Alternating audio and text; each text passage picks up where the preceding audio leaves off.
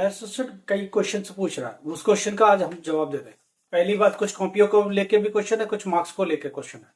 वो ये पूछता है हिंदी, इंग्लिश, पॉलिटिकल साइंस, जिनमें प्रैक्टिकल्स नहीं है उनकी क्या पोजीशन है, उनमें कितने मार्क्स में पास हो सकते हैं, ये पूछ रहे लगातार। क्या उसमें टीएम में ऐड होता है? पहली बात मैं आपको समझा दूं, 10th हो या 12th हो, टीएम में मिला के कभी पासिंग नहीं होता। तो पास होने का क्या क्राइटेरिया? जिनमें प्रैक्टिकल नहीं है वो थियरी में कितने मार्क्स आएंगे? टीएम में सीधा 20 मार्क्स का होता है, थियरी बचा 80 मार्क्स का। उसमें पासिंग मार्क्स कितना चाहिए तो 27। एक कंफर्टेबल, अगर 27 नहीं है तो क्या 26 पर भी पास देगा? हाँ जी, 26 पास मान के चलो। अगर सिर्फ 26 है तो भी वो पास लिखेगा। तो 26 मार्क्स पासिंग के लिए, 27 थोड़ा सा कंफर्टेबल वाले मार्क्स हैं जिसमें आप इधर उधर ना हो। तो ये बात तय होगी, 26 मार्क्स अगर इंग्लिश में, हिंदी में, पॉलिटिकल साइंस में, वो सारे सब्जेक्ट जिनमें प्रैक्टिकल्स नहीं होते उसमें अगर 26 मार्क्स आए हैं थियरी में, टीएम में इंक्लूड नहीं होता। ध्यान रखना, टीएम में यहाँ कहीं नहीं आता। टीएम में आता किसके? परसेंटेज बढ़ाने के लिए, पास होने के लिए बिल्कुल नहीं आता। तो ये चीज ध्यान रखिए, 26 मार्क्स हिंदी में, इंग्लिश में, पॉलिटिकल साइंस अगर आप पाते हैं तो पास हो जाएंगे। 10th क्लास के लिए भी ये रूल है, 12th क्लास के लिए भी ये रूल है। 10th क्लास अगर हिंदी है तो 26 ही है, 10th क्लास अगर इंग्लिश है तो 26 ही है, अगर उसका एसएसटी है, सोशल स्टडीज है, तो भी कितना चाहिए? 26 ही है, क्योंकि प्रैक्टिकल नहीं है।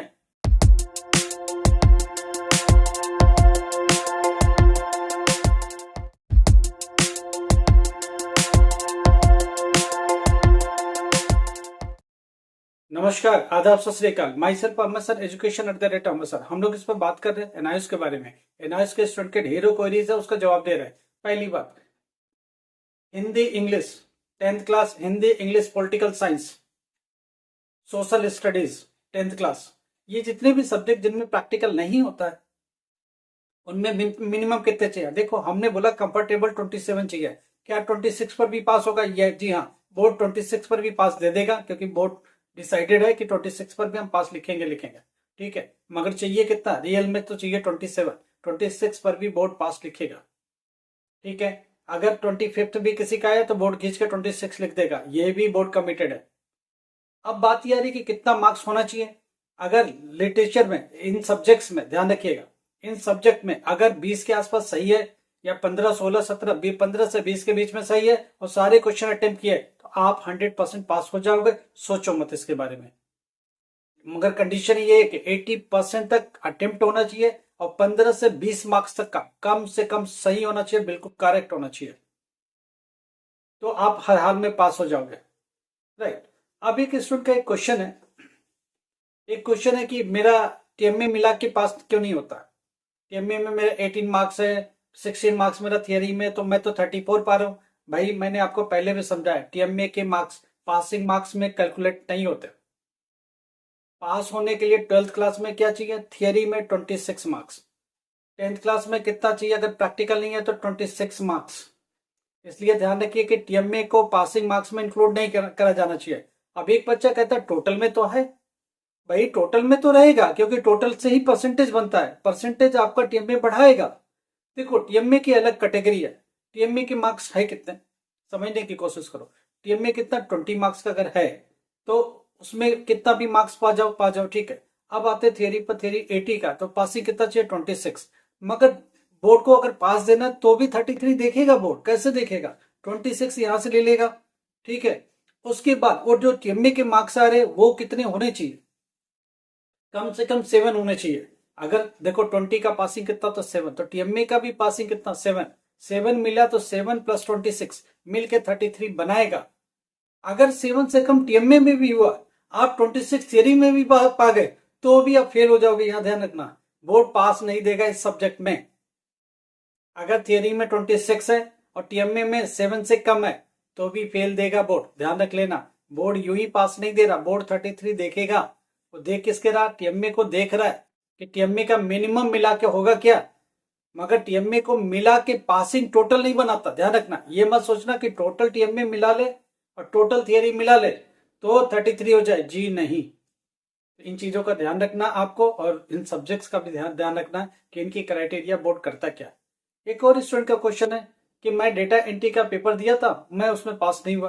भाई 12th क्लास, ये 12th क्लास की कहानी है। 12th class data entry theory में अलग से पास होना होता है, प्रैक्टिकल पास नहीं चलता। 10th क्लास में एक अलग कहानी है, 12th क्लास में एक अलग कहानी है। फिर वापस रिपीट कर दो, 10th क्लास अगर है, डेटा एंट्री प्रैक्टिकल में 33 है और थियरी में 0 है, तो भी पास होगा। कौन? 10th class. बात हो रही है 12th क्लास। 12th क्लास का थियरी में से 12th क्लास के सारे सब्जेक्ट में, 12th क्लास में ऐसा कोई भी सब्जेक्ट नहीं है जिसमें विदाउट थियरी में पास हुआ पास हो जाओ, पॉसिबल ही नहीं है। तो 12th क्लास थियरी में सेपरेट पास हो, प्रैक्टिकल में सेपरेट पास हो, टीएमए के मार्क्स अलग से आ रहे हो, तब जाकर के आप पास हो गए। अगर हम ये बात करें कि टीएमए का, चलो 12th क्लास बात करते हैं। 12th क्लास में अगर डेटा एंट्री है तो डेटा एंट्री के प्रैक्टिकल थियरी कितने का? थियरी 14 मार्क्स, 40 मार्क्स का, 40। पास होने के लिए कितना चाहिए? 13, राइट। अब 40 मार्क्स का है तो इसमें भी 6-7 नंबर अगर टीएमए है, सपोज करो है, तो भी क्या होगा, 1-2 नंबर कम थियरी में चलेगा। तो थियरी में 11 मार्क्स चाहिए पास होने के लिए, थियरी में ध्यान रखना। तो डेटा एंट्री में 11 मार्क्स थियरी में लेके आओ, प्रैक्टिकल में पासिंग मार्क्स ठीक से चाहिए, तो कुल मिलाकर के आगे आप पास हो जाओगे। मिला के 33 नहीं होता, मैं आपको फिर बता देता हूँ। थियरी में सेपरेट पास, प्रैक्टिकल में सेपरेट पास, टीएमए के सेपरेट मार्क्स, सबके अपने कॉलम्स है। अगर थियरी में पास नहीं हुए हैं तो थियरी के आगे लिख जाएगा SYCT, still at to be clear theory. Practical में पास नहीं हुए तो लिख के आएगा SYCP, still at to be clear practical. TMA में मार्क्स कम है ज्यादा है, वो उतना पोस्ट कर देगा, टोटल करके दे देगा परसेंटेज के लिए। तो टीएमए से परसेंटेज बढ़ाने के लिए, आपको पास करने के लिए बिल्कुल नहीं है। मगर टीएमए पास की रोल में जरूर आता है। हमने पहले बोला ना, टीएमए पास के रोल में जरूर आता है, वो चीज आप जरूर ध्यान रखिएगा। तो कुल मिला के इस तरह की स्टोरी होती है कि मिला के 33 कैसे लेना है, नहीं लेना है, इस चीज को समझने की आपको जरूरत है। ठीक है, आज last paper 22 is the last paper आज होने जा रहा है। आज का पेपर जितना भी पेपर बचा है, आज सब पैकअप हो जाएगा। 10th क्लास, 12th क्लास, आज सबसे लास्ट पेपर है। आज पेपर के लिए हम सब तैयार हैं, एग्जामिनेशन सेंटर की तरफ निकल रहे हैं। 12 बजे के आसपास निकलेंगे।